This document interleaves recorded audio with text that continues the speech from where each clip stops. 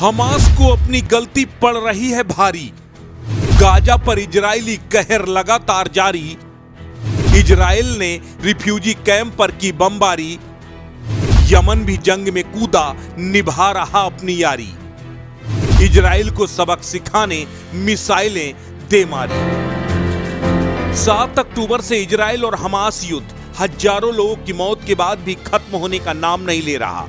Israel के प्रधानमंत्री Benjamin Netanyahu संघर्ष विराम के बढ़ते इंटरनेशनल प्रेशर को खारिज कर चुके हैं। शायद इसी का नतीजा है कि इजराइल ने गाजा में जबालिया रिफ्यूजी कैंप पर बमबारी करके 100 से ज्यादा मासूमों को मौत की नींद सुला दिया, जिसमें बच्चे भी शामिल बताए जा रहे हैं। इस हमले में सैकड़ों अन्य लोगों के घायल होने की भी खबर है।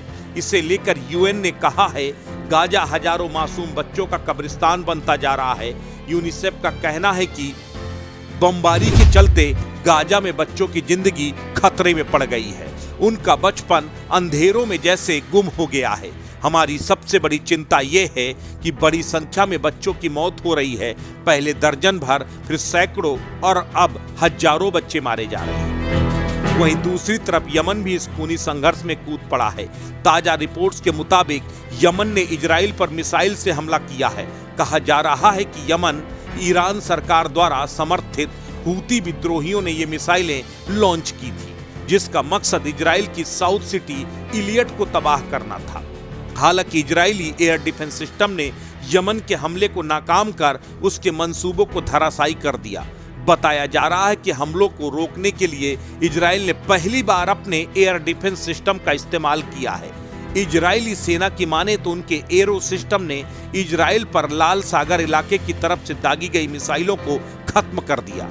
ये मिसाइल सतह से सतह पर मार करने वाली थी। इजरायली सुरक्षा बलों का कहना है कि उनके एयरफोर्स सिस्टम ने मिसाइल के साथ साथ 2 ड्रोन्स को भी मार गिराया है।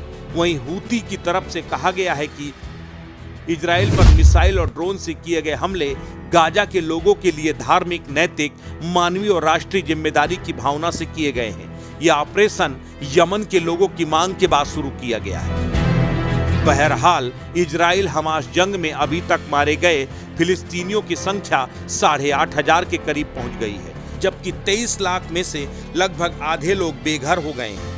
हजारों लोग घायल भी हुए हैं, सैकड़ों बंधक बना लिए गए हैं। उधर इजराइल में बहुत सारी मौतें हुई हैं। इस बीच सवाल यही है कि आखिर कब इस खून खराबे पर लगाम लगेगी, और क्या जब तक ये होगा तब तक यूं ही मासूमों की जान जाती रहेगी। राष्ट्र इंडिया के लिए ब्यूरो रिपोर्ट।